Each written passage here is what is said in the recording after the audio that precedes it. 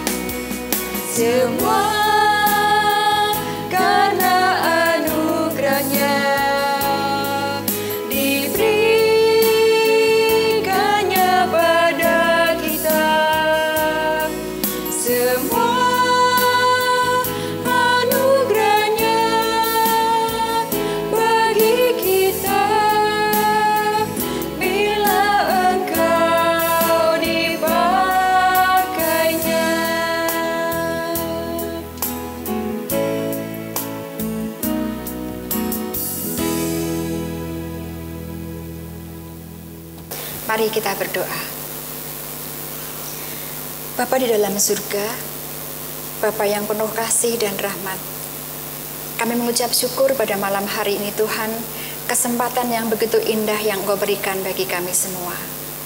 Kami bersyukur kami boleh bersama-sama dalam persekutuan Komisi Pekabaran Injil.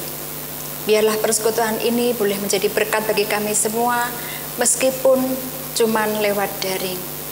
Tuhan, kami percaya bahwa Engkau ada di antara kami, Engkau ada di antara Bapak Ibu Saudara sekalian yang ada di rumah yang sedang menonton tayangan ini.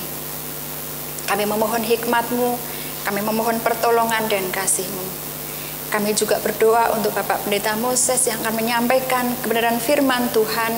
Kiranya Engkau mengurapi beliau secara pribadi, sehingga firman yang akan disampaikan boleh menjadi berkat bagi kami semua di dalam kami melayani Engkau dalam setiap harinya.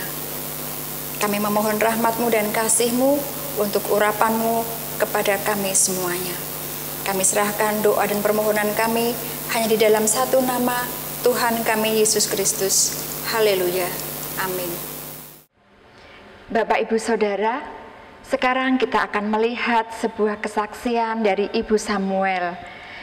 Beliau rindu pada teman-temannya, rindu pada saudara-saudaranya seiman untuk beribadah dan persekutuan lagi secara tatap muka.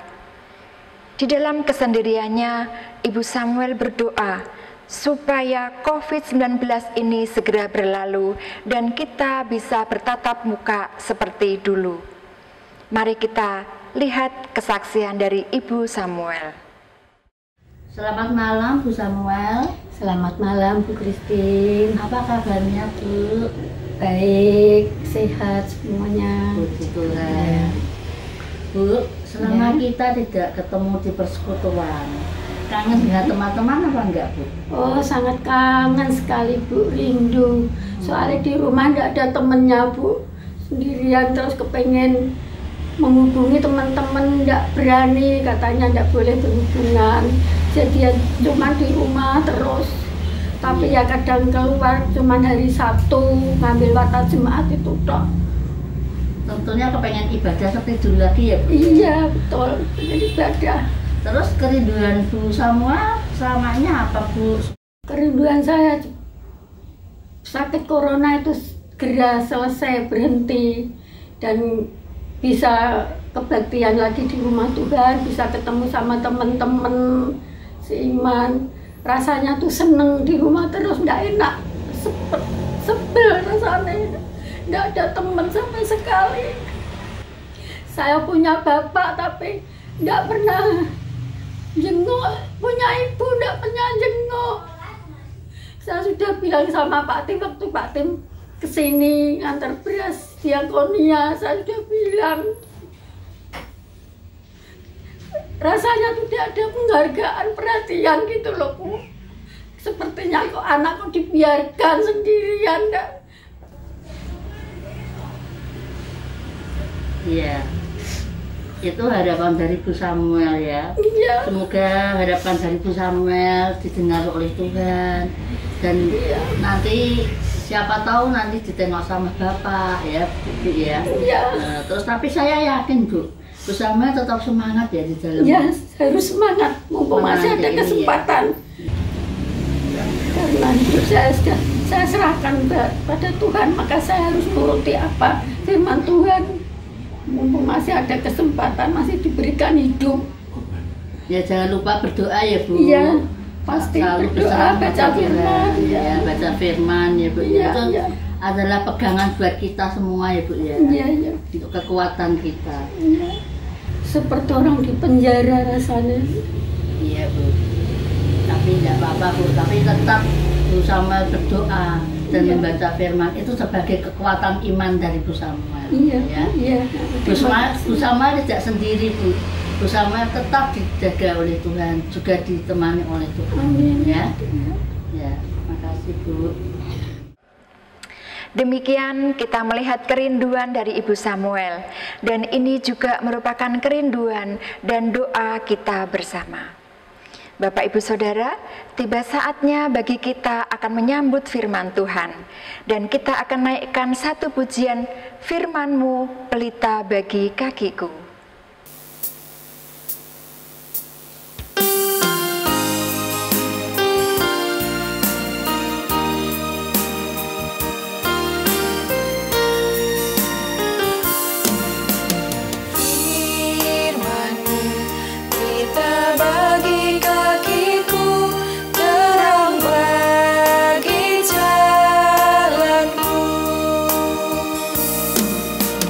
Firman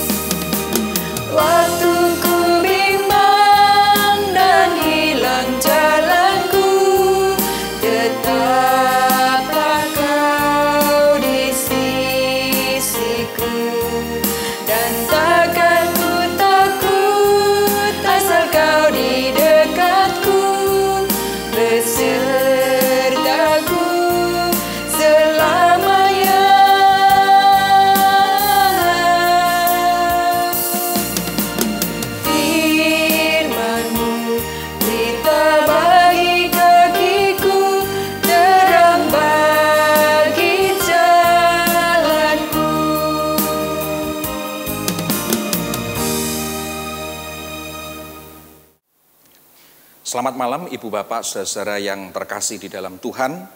Senang sekali boleh berjumpa kembali walaupun secara daring di dalam persekutuan Komisi Pekabaran Injil GKMI Kudus. Kita bersyukur kepada Tuhan untuk kesempatan yang baik bersama-sama memuji memuliakan Tuhan, mendengarkan atau belajar kebenaran firman Tuhan. Dan mari pada saat ini kita memohon pimpinan Roh Kudus bagi kita untuk menerima kebenaran sabdanya. Mari berdoa. Bapa yang Maha Kasih, kami bersyukur atas kasih karunia Tuhan yang Tuhan nyatakan di dalam hidup kami. Bukan saja kami berkesempatan untuk menikmati kehidupan di dalam dunia ini, tetapi kami boleh mengenal Sang Juru Selamat Tuhan kami Yesus Kristus. Dan bukan hanya itu saja, tetapi kami juga dipercayakan amanat untuk membagikan kabar baik kepada setiap orang yang belum mendengar kabar baik, yaitu Injil keselamatan di dalam Tuhan Yesus Kristus itu. Dan kami menyadari bahwa bukan dengan kekuatan kami sendiri atau kemampuan yang ada pada kami sanggup untuk melakukan tugas panggilan tersebut, tetapi oleh karena kasih karunia Tuhan yang Tuhan nyatakan di dalam kehidupan kami.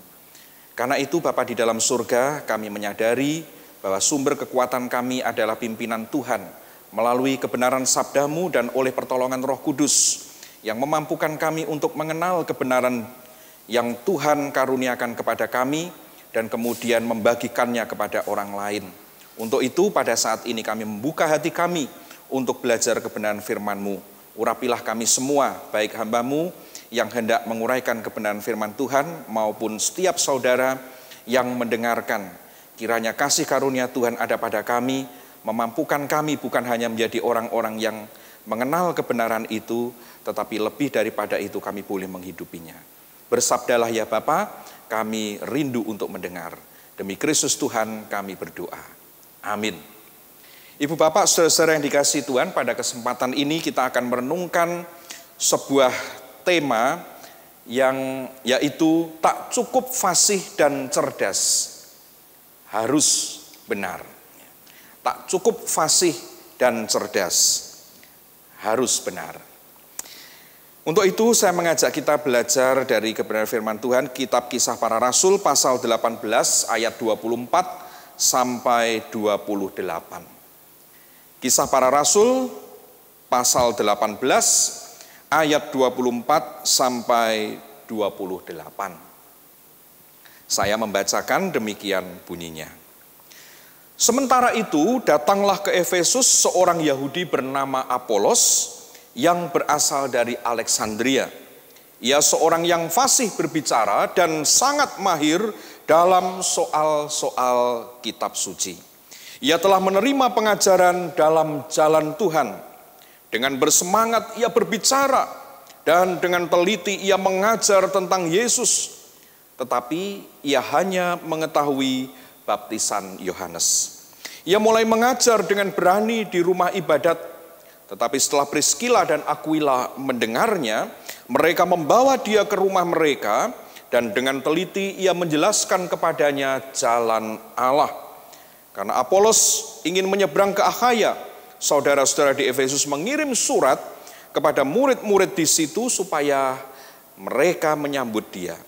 Setibanya di Akhaya, maka ia oleh kasih karunia Allah menjadi seorang yang sangat berguna bagi orang-orang yang percaya. Sebab dengan tak jemu-jemunya ia membantah orang-orang Yahudi di muka umum dan membuktikan dari kitab suci bahwa Yesus adalah Mesias. Demikianlah firman Tuhan, berbahagialah setiap orang yang mendengar dan memeliharanya. Haleluya. Ibu Bapak, saudara-saudara yang dikasihi Tuhan, menjadi pewarta firman merupakan sebuah tugas panggilan yang tentu sangat penting di dalam kehidupan bergereja dan menggereja. Oleh karena melalui kebenaran firman Tuhanlah orang mengenal kebenaran yang sejati. Bukan hanya sekedar pengetahuan tentang siapa Allah, tetapi lebih daripada itu bagaimana kita hidup menjalin relasi yang benar dengan Allah yang benar, dan kemudian mempraktekkan buah-buah kehidupan yang sesuai dengan relasi kita dengan Allah yang benar itu. Nah, Ibu Bapak Saudara-saudara yang dikasihi oleh Tuhan, dalam hal ini kriteria yang diperlukan untuk menjadi seorang pewarta firman atau pemberita firman itu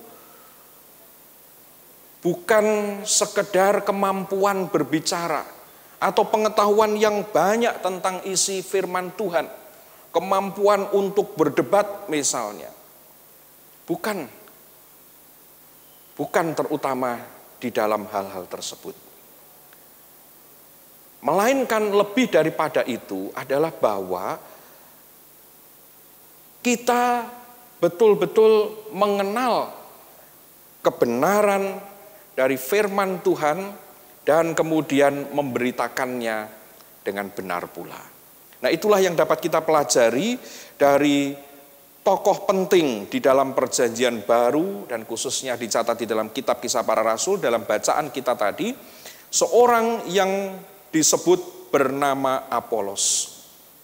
Apolos dikatakan di sini adalah seorang Yahudi, orang dengan latar belakang Yahudi berasal dari Alexandria.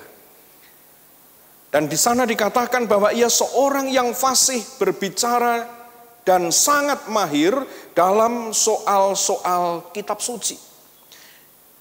Dikatakan bahwa ia telah menerima pengajaran dalam jalan Tuhan, artinya dia telah mendengar berita tentang Injil Tuhan Yesus Kristus. Yang disebut dengan pengajaran jalan Tuhan ini maksudnya adalah murid-murid Kristus atau orang-orang Kristen. Artinya Apolos sesungguhnya telah mendengar berita tentang Tuhan Yesus Kristus dan menjadi pengikutnya. Tetapi saudara-saudara, kita melihat bahwa sesungguhnya walaupun ia memiliki kualitas yang sedemikian luar biasa itu, bahkan dia sudah juga berkarya, mengajar, bahkan dikatakan dengan teliti mengajar tentang Tuhan Yesus, tetapi ada kekurangannya, saudara-saudara. Dikatakan bahwa ia hanya mengetahui baptisan Yohanes. Lihatlah kualitas dari Apolos ini. Dia orang berlatar belakang Yahudi berasal dari Alexandria.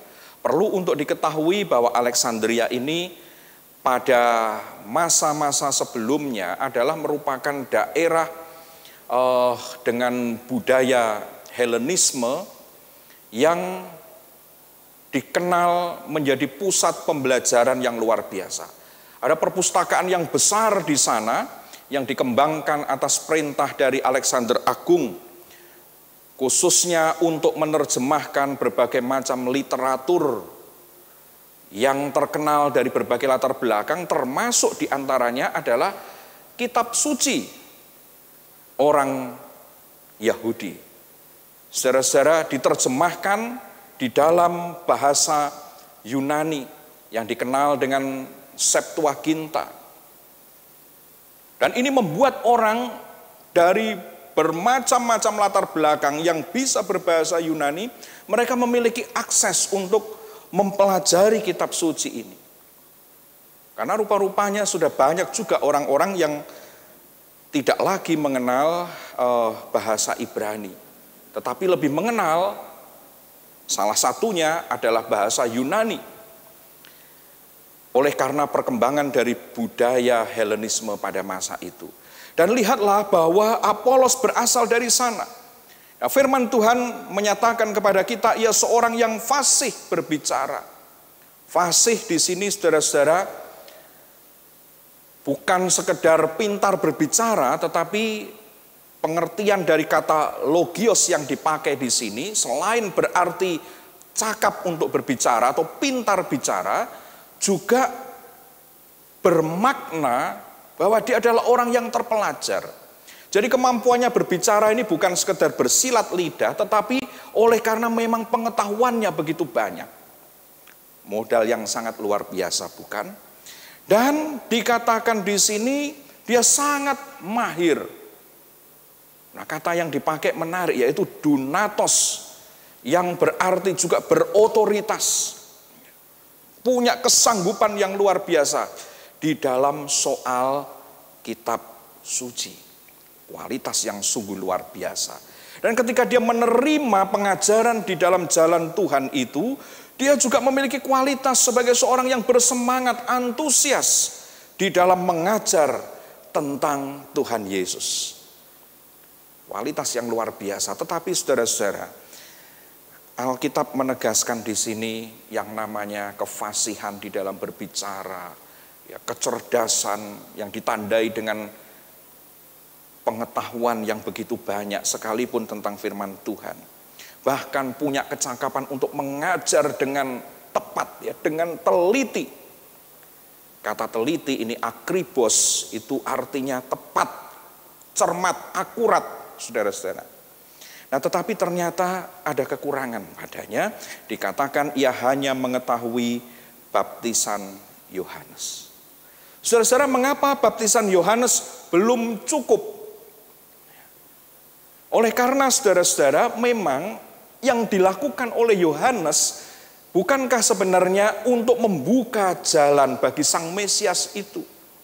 Dan ketika Yohanes melakukan pembaptisannya, itu adalah seruan supaya bangsa itu bertobat, berbalik kepada Allah. Sebuah panggilan untuk kembali kepada Allah.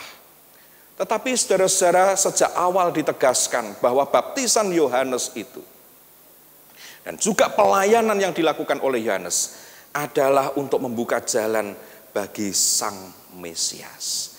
Dan Sang Mesias itulah yang kemudian menjadi pembaptis yang membaptis orang-orang yang kemudian percaya itu dengan apa? Dengan Roh Kudus dan api. Nah, oleh karena itu saudara-saudara yang dikasihi Tuhan, pengetahuan dan segala kualitas hebat yang ada pada Apolos itu belum cukup. Nah, tetapi yang istimewa saudara-saudara yang dikasihi Tuhan, kita melihat dan kita patut untuk belajar dari Apolos ini. Dia memiliki karakter yang luar biasa. Jelas ditunjukkan kepada kita ketika di sana dikatakan di dalam ayat yang ke-26, ia mulai mengajar dengan berani di rumah ibadat. Tetapi setelah Priskila dan Aquila mendengarnya, mereka membawa dia ke rumah mereka dan dengan teliti menjelaskan kepadanya jalan Allah. Saudara-saudara yang dikasihi Tuhan, yang luar biasa di sini adalah walaupun Apolos itu memiliki kualitas yang sedemikian luar biasa, dia seorang yang fasih, yang terpelajar, dia mahir dalam soal-soal kitab suci, dan dia telah juga mengajar dengan teliti tentang Tuhan Yesus Kristus. Tetapi perhatikan bahwa dia adalah seorang yang rendah hati, seorang yang mau untuk terus belajar, mau untuk diajar. Dia tidak merasa bahwa segala yang ada padanya, kemampuannya untuk berbicara, dan bahwa dirinya seorang yang terpelajar dan mahir dalam kitab-kitab suci itu lalu kemudian menganggap orang yang lain remeh, menganggap bahwa dia sudah tahu segala-galanya tentang kebenaran itu. Tidak, dia seorang yang mau untuk terus-menerus belajar. Dan itu menyatakan sebuah karakter kerendahan hati yang luar biasa, saudara-saudara. Kita melihat yang mengajarnya di sini adalah Priskila dan Aquila. Nah, saudara-saudara yang dikasihi Tuhan, Priskila dan Aquila adalah orang-orang yang dilayani oleh Rasul Paulus, juga berlatar belakang Yahudi, dan bersama-sama Rasul Paulus melayani Tuhan, dan khususnya di Korintus sebelumnya, saudara-saudara. Nah, kita melihat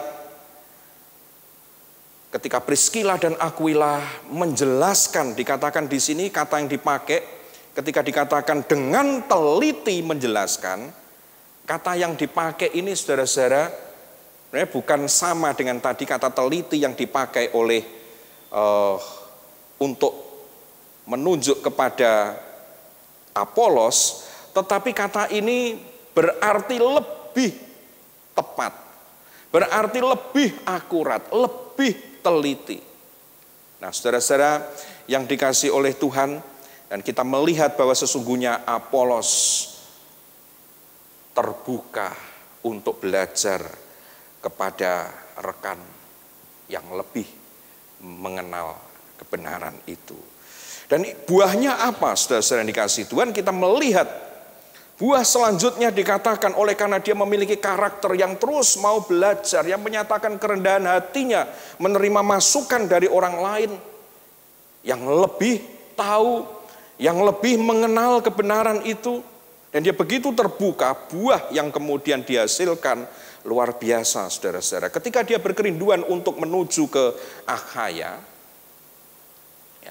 Akhaya itu adalah salah satu provinsi, ada kota besar di sana yaitu kota Korintus. Saudara-saudara, di sana dikatakan oleh kasih karunia Allah dia menjadi seorang yang sangat berguna bagi orang-orang yang percaya. Berguna dalam hal apa, saudara-saudara? Berguna untuk meneguhkan iman mereka.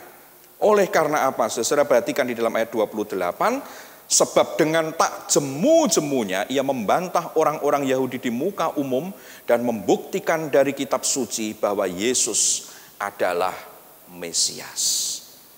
Saudara-saudara yang dikasihi oleh Tuhan, perhatikan bahwa buah dari kesediaannya dengan rendah hati belajar dari Priskila dan Aquila yang mengenal kebenaran itu dengan lebih akurat, lebih tepat lagi berdasarkan kitab suci dan menunjuk kepada Yesus yang adalah Mesias itu. Saudara-saudara perhatikan di sana, dia sangat berguna meneguhkan orang-orang percaya yang ada di sana.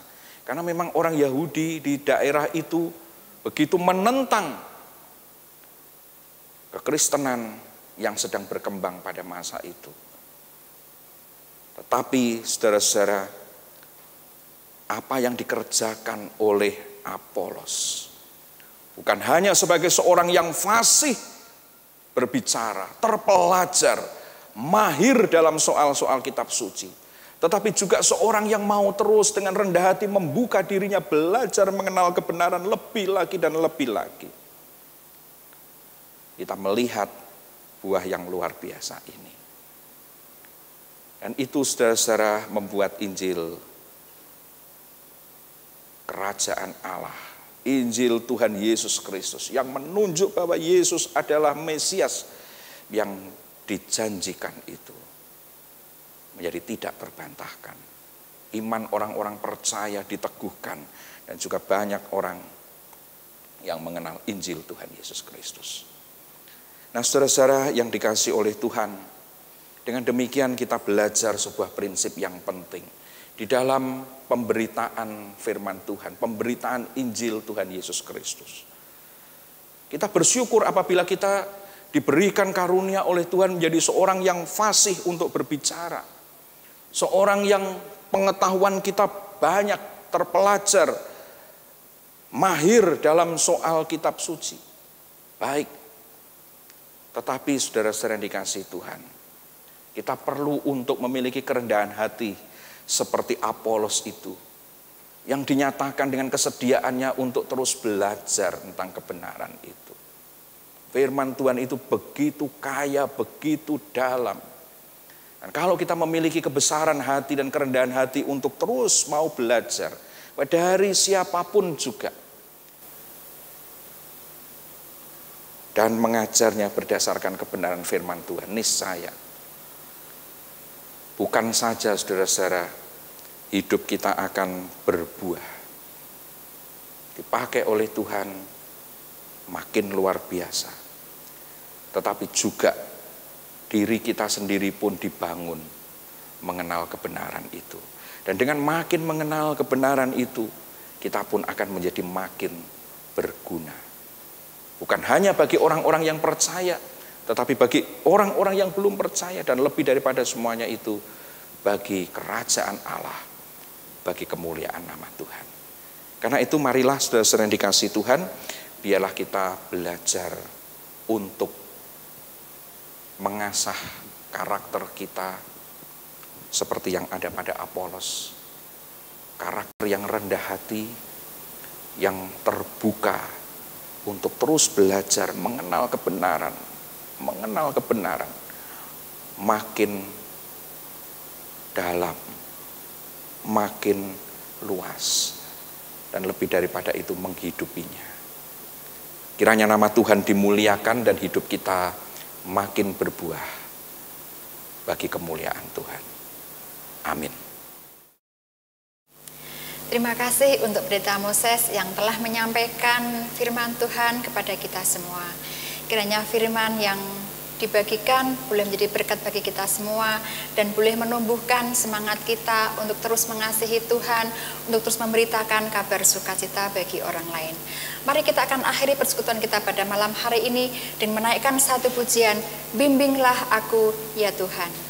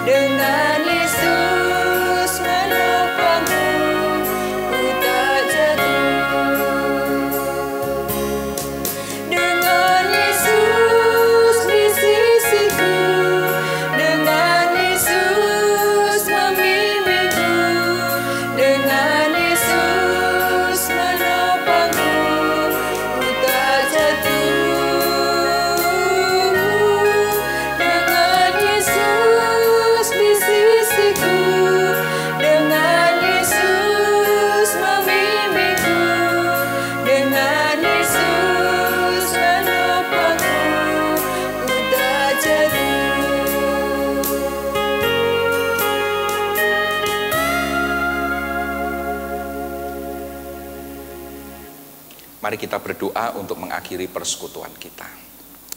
Bapa Surgawi, terima kasih kami telah sampai di penghujung acara persekutuan doa Komisi Pekabaran Injil GKMI Kudus. Terima kasih atas kesempatan yang baik ini dan atas pengajaran dari kebenaran firman-Mu.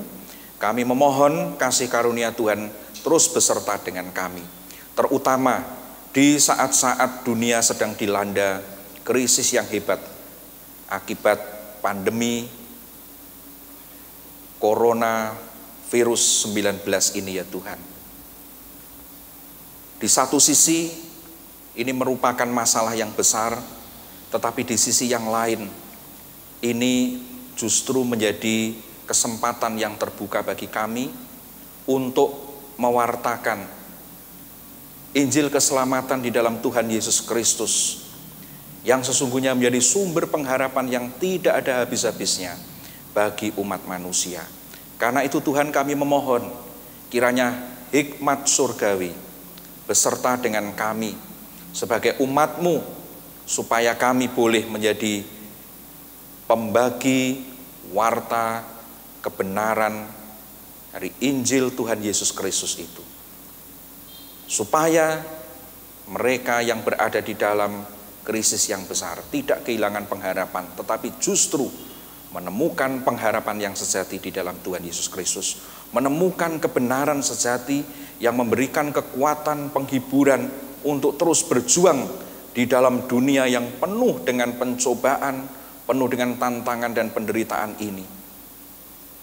Tolonglah ya Tuhan, karuniakan kepada kami bukan hanya kefasihan berbicara, kemampuan untuk mewartakan kebenaran firman-Mu, tetapi lebih daripada itu, supaya kami boleh terus-menerus makin mengenal kebenaran, menghidupinya, dan menyampaikannya dengan benar juga, sehingga banyak orang akan makin diberkati. Lebih daripada itu, kami memohon juga kekuatan dari Tuhan, apabila ada di antara kami yang di dalam waktu-waktu ini oleh karena krisis yang ada, juga menjadi bagian dari yang mengalami akibat dari krisis ini, menanggung beban yang berat dalam kehidupan. Tuhan mengaruniakan kekuatan dan penghiburan. Jangan biarkan kami terpuruk, tetapi biarkan kami terus bersemangat, berjuang di dalam Tuhan, supaya kami boleh menjalani hidup kami dengan tetap bersuka cita di dalam Tuhan, dan melakukan karya-karya kami, khususnya sebagai murid-murid Tuhan Yesus di tengah-tengah dunia ini. Dan kami boleh menjadi orang-orang yang juga menginspirasi orang-orang lain yang barangkali kehidupan mereka pada saat ini juga sedang terpuruk. Kami boleh membagikan berita Injil yang bukan hanya kami kenal, tetapi juga kami hidupi dan wartakan. Terima kasih Bapa di dalam surga. Kini kami memohonkan berkat Tuhan dilimpahkan atas kami. Ibu Bapak saudara yang dikasihi Tuhan, biarlah kita mengarahkan hati kita kepada Tuhan dan menerima berkat-Nya. Kasih karunia dari Tuhan Yesus Kristus dan damai sejahtera-Nya yang tak berkesudahan, serta kasih Allah Bapa yang kekal dan penghiburan Roh Kudus yang beserta dengan kita di dalam setiap waktu kehidupan kita, akan menguatkan, menopang, dan menyertai kita selama-lamanya. Amin. Bapa